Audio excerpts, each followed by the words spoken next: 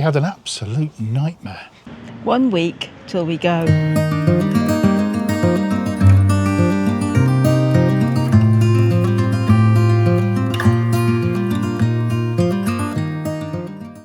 We identified some tasks that needed to be completed. And I'll remind you of those tasks on screen now. Great long list. Well, it's not that long, but it's a bit of a pain. So, as you recall, in Germany we had an issue with our water. So we've got a problem with our water. It's got something to do with the membrane in the accumulator valve.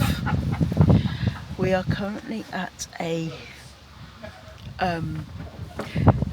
caravan and boat centre where they repair these things, and the lovely man is helping us to sort this out. So the bit that has failed is that little blue bottle there, and the blue bottle equalises the water pressure from the pump. The nightmare continues. We replace the accumulator, it's still not working. Getting a new pump, because the pump no longer works. Bloody nightmare.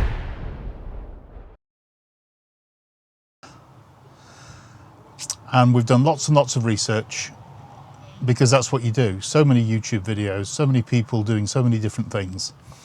But one of the aspects that we decided that we wanted to deal with was the fact that the water tank, where it had been positioned in the back of the van, took up far too much space.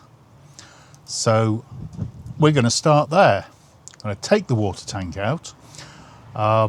We can then see how much space we've got over the wheel arch, and it's all going to be very exciting, and you're very welcome to watch along. There will be some highs, there will be some lows, and it'll be very irritating because that's the kind of job that it is.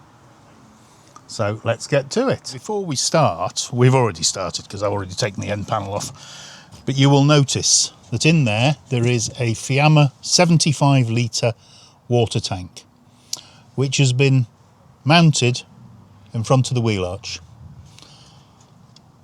Don't ask me why. It's also been mounted on its side, so the Fiamma tank has a access hatch, but our converter decided the access hatch was best at the bottom, which frankly was a bit daft. And then that runs out and into the pump. Now the pump is situated about halfway up the tank, which isn't ideal, and we're not too sure what the solution is to that just for now. Right, let's start the great removal.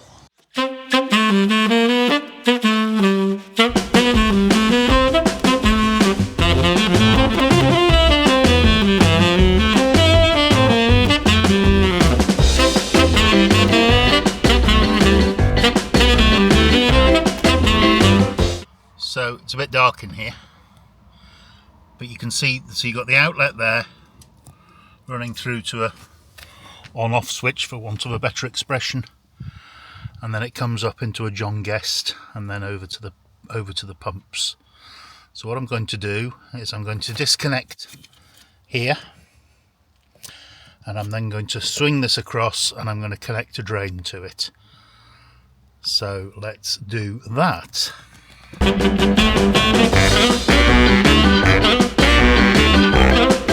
Okay, so that's draining away. It's probably about 30 or 40 litres in the tank, and we'll come back and continue shortly. Well, that's drained, so now we're going to see if we can remove this blue tank.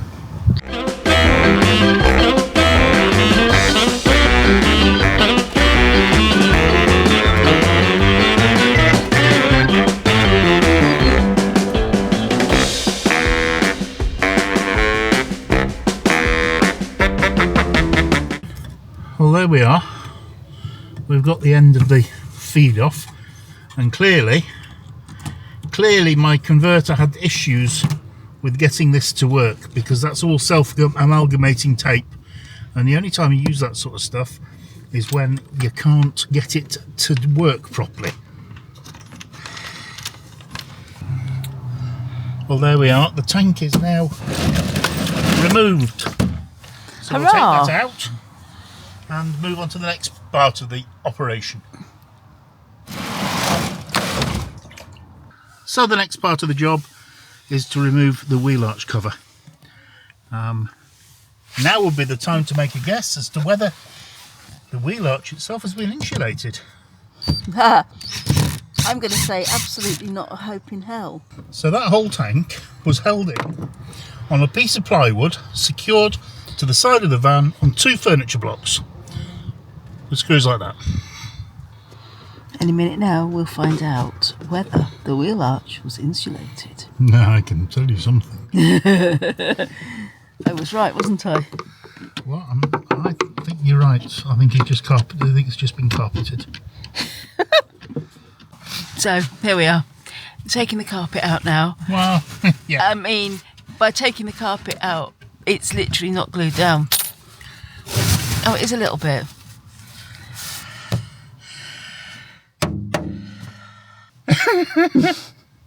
It's these moments when you go, I know what to do next. Right. Right. Okay. Well, we'll probably catch you up when we've done a bit more contemplating. I was thinking, as I was sitting here editing this video, whether anybody else has had this experience. Have you had a van converted for you and they've not quite done what you asked them to do, or they've not quite done what you thought they should have done, what maybe you would consider to be a fundamental part of a camper van build? Please do comment below. Also, like and share. It would be great if other people could join in the conversation. And are you subscribed? Please do click subscribe. Anyway, back to this video.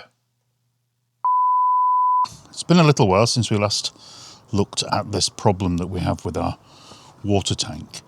Now, we've identified there are some jobs that we need to do when we get back from our next trip. So this is very much an interim solution. And what we're going to do is we're going to mount our water tank over the wheel arch.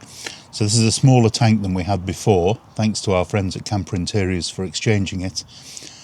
The larger tank just really didn't fit and introduced all sorts of other issues.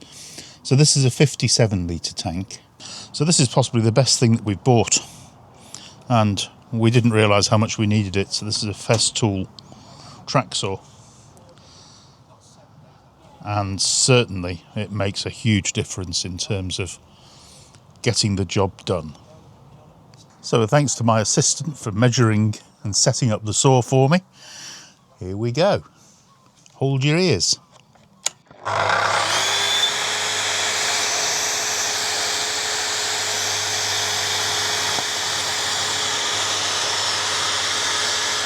Remembering to turn on the vacuum.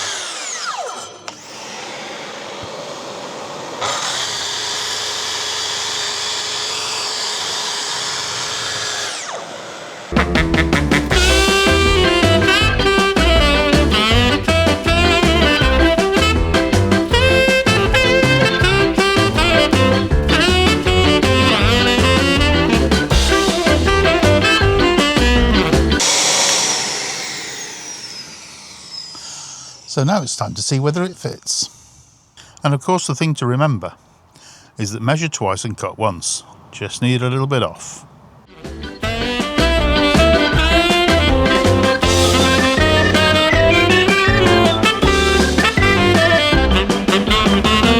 So that goes like that.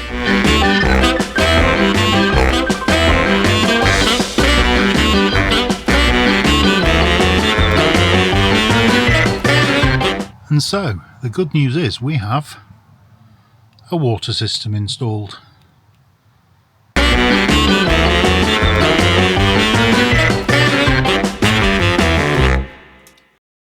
Let me just show you the last few things that we did in preparation. So in here, we put the new USB lights in, which are here. Again from Camper Interiors. So they're better, two levels of light. We previously had the USB lights that were touch sensitive and turn blue, but we found that they were self-illuminating. So when you drive along the road, all of a sudden they come on. An intermediate shelf in this cupboard, because one of the things with these tall cupboards, they're great, but everything sits on the bottom of the cupboard. Some new shelf coverings in here because these all ruck up. So we put a layer of non-slip underneath those. The other thing that we seem to need to replace on a regular basis are these CBE sockets, especially, well, the USB ones. What we find is that the USB-C tends to fail. We've got 3 of these in the van, and the 2 that we use most frequently fail. So what do you do? Please do leave a note in the comments for us. Have you had problems with the CBE sockets? And what do you use for your USB sockets in your van? 1 week till we go. So the time has come. We must stop messing around and get on with loading the van. We've done quite a lot of work. So you'll have seen the process of taking the water tank out. It is now in, so the new water tank is here. I'm really pleased with how it's turned out. The pump still occasionally goes brum, but there are definitely no leaks anywhere. But as we've already said, there's going to be a fair amount of work done come July in terms of reformatting the van. All this ceiling's coming out. The cupboards are changing to the lightweight Van der Moons. Back on with the packing. I wanted to talk about some of the things that we like to take with us, some of our favourite products. Now, of course, none of this is going to be sponsored. So, overheard milk powder. There's 8 litres of milk in there, which saves so much space. So you're not carrying the water. You basically put water into here, put the powder in, shake it like mad, and then top it up, and you've got milk. It's absolute chaos in here. But the next thing I want to tell you about is these towels. They're made by Dock and Bay, and they are very big but very lightweight, and they dry really quickly. So that's another thing that we recommend, or that we really like. So have a look at that. Next thing is these Kilos Gear chairs, and we bought the footrests as well. They're not cheap, but they are very light and packed down again, very small. They're not difficult to put together, and so another really good product that we love. And finally, these little USB fans really help keep you cool. So we're taking 3 boxes of tools. Tell me, because I don't understand any of this. What is in your toolboxes? Well, first of all, I think there's probably 4 boxes. So in my toolboxes are all the things that we don't want to use. So these are the boxes we don't want to open. So for example, we carry a small socket set, a small set of screwdrivers, a box of spanners, a set of Torx screws, there's a gas sniffer there in case we have any gas leaks, and then there's a selection of pliers and adjustable spanners and things like that. So they all pack in there. Then we also have, we've got some jump leads. We also have a spare cooker and bottle of gas in case for some reason we don't have any gas. There's also a 4-ton tow rope and a pack of spare bulbs. So these are spare bulbs for the whole of a Citroen Relay, headlamps, indicators, side lights, you name it, they're in there. We did buy originally a little spare bulb kit from Halfords. It was absolutely useless because even though it said Citroen Relay on it, none of the bulbs fitted a Citroen Relay. So we've also got, this is more sort of generic camping. So you've got some fire lighters, you've got some clothes pegs, you've got the tie downs for the awning, spare piece of clothesline, mallet, axe for chopping wood. So that box we don't mind having to get out. I don't mind opening this box. This box is electricals, so all your cables, a polarity changer, polarity tester for when we're using shore power. And in this box, this is more the electricals specifically for spares. So we've got packs of fuses, WD-40, some spare tie wraps, a tester for the electricals, and also there's a pack of instructions in there for all the various things we've installed in the van.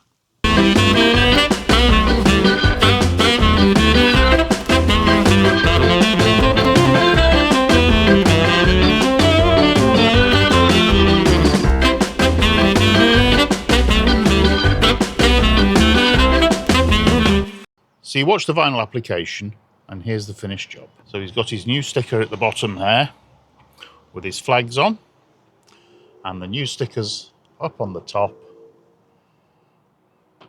Adventures with Claude. We used a company called Colour Frog to print those, designed by me. So now we're back in the house, in the kitchen. It's amazing how much food. It really is. And we're not even taking a lot because obviously we're aware of what you can and can't take in to Europe from the UK. So so this is basically our stash. Our pantry. And now we have to try and find space in Claude for all of this stuff. Okay, last push now as we pack the kitchen in. And then once we've done this, it's just the clothes and stuff, and then we're ready to go. Seems to have been a mammoth task, but what we've done this time is we completely emptied everything out. Because after 2 long trips, you do end up carrying much more than you need. And then the stuff just piles in. So it's a bit like a reverse game of Jenga. Try and get everything to fit in. Will we do it the first time? I doubt it.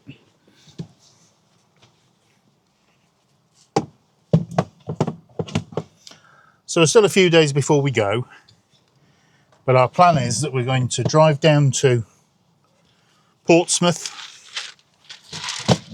stay overnight, and our ferry isn't until 9 o'clock on the Sunday.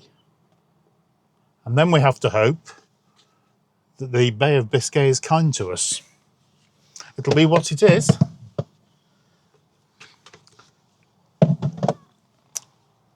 But we're really looking forward to it.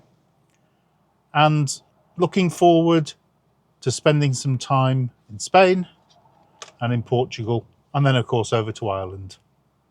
So do come along with us. If you haven't already, please do subscribe, ring the bell, because if you ring the bell, you'll get notifications when our videos go up. Thanks for watching.